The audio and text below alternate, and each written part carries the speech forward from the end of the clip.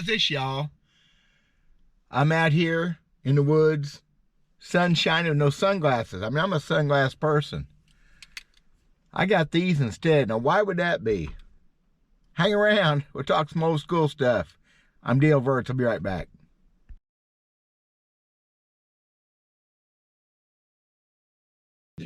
So here's the deal. I have notes. Yeah, I wrote down notes. I have to be able to see my horrible handwriting. So that's what I have glasses for. Sunglasses aren't good for my notes. Maybe someday I'll have to get some solar bats and a prescription. I hope not. Okay. The Turing Anglers Association. Guy named Alan Brooks. Been talked about. Randy Blockett talked about it a while back. And basically what it is a new association, new tournament organization. Got to do their best to do some things different and new. Quick synopsis. 100% payback tournament. No modern technology. No forward-facing sonar, no 360, no Mega Live, whatever everybody calls their stuff. Okay? Interesting. Their first tournament's next week on Sidney Lanier, Georgia. We'll talk about some of the things this guy is going to do. Now, I'll also put a link in the description to where I saw this last night on the Fish North Georgia YouTube channel. It's called The Live Well. You need to, it's a long, drawn out video. They talk a lot about the guys that signed up for this tournament. So we'll get back to that too. So here's how this thing's going to work. 3-day tournament, 2 days full field, go down to 12 anglers the last day. Kind of a typical thing. That hadn't changed much. No practice period. 15-day off limit. No info sharing, way everybody else is, but no practice. Intriguing. They'll get a 4-hour drive around the day before the tournament. So I guess you can pick your ramp. You have 4 hours to go look at water. That's caveman. Even in the caveman days, we had practice time. I would have bet one practice day. And you know what? This is a fluid situation. This man says himself on this podcast last night that he is willing to change and adjust and adapt. That's pretty huge stuff right there. I think it's very interesting. There will be no stage interviews. There's not going to be an MC. There's no Dave Mercer or Scott Jones or whatever. None of that. They'll weigh their fish, and I shouldn't, something about James Watson is going to be jacking with him.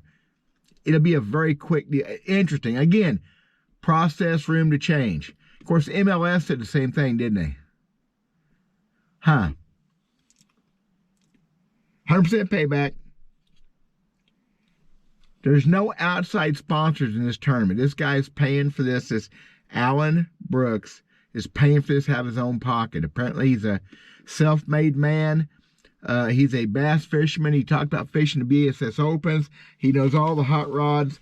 It's like a pretty cool dude. I've never heard of him or met him. That means nothing because I'm a nobody myself. $5,000 entry fee, which makes it an elite event. And I get it. He wants to start to sing with a bang. He wants to set a precedent. I get that. $5,000. Holy crap. Huh. So with a $5,000 entry fee, this thing's got a lot of local big hitters.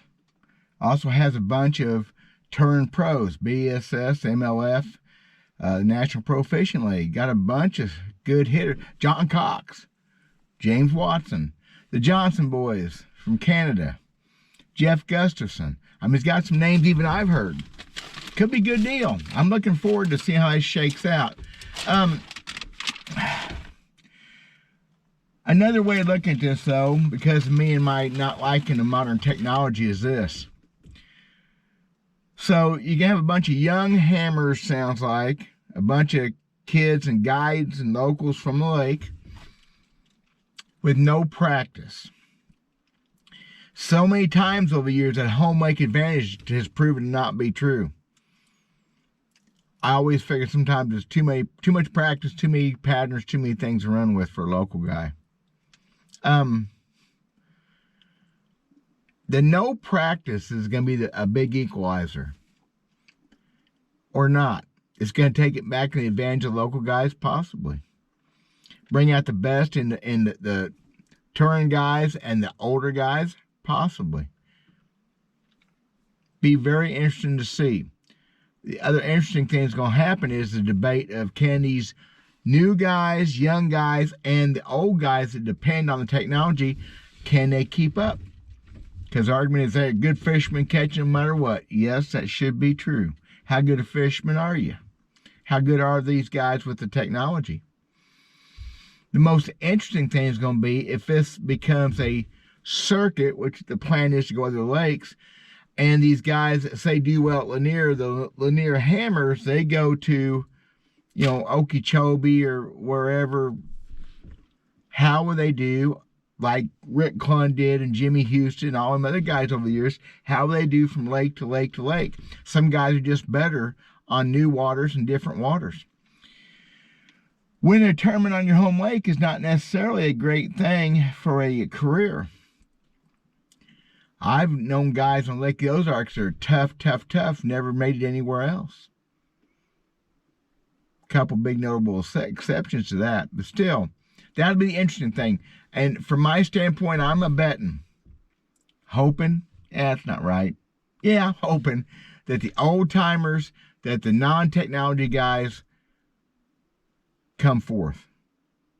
Show that there is that much of a difference. It'll be interesting to see. Some of these young guys obviously are going to be great fishermen, but the ones that have just basically been with new technology the last 6-7 years to where they've grown up into it, it may take a while. We'll see. I think it's an excellent idea. I think this guy's got it figured out. I wish him the best. Alan Brooks. Don't know him. Never heard of him. Apparently has a lot of experience in tournaments over the years. Knows a lot of these guys. So I am thrilled. I just wish it wasn't a $5,000 entry fee. As part of a whole elite thing the world's went to. I know why. I get it. He wants to make this a big deal.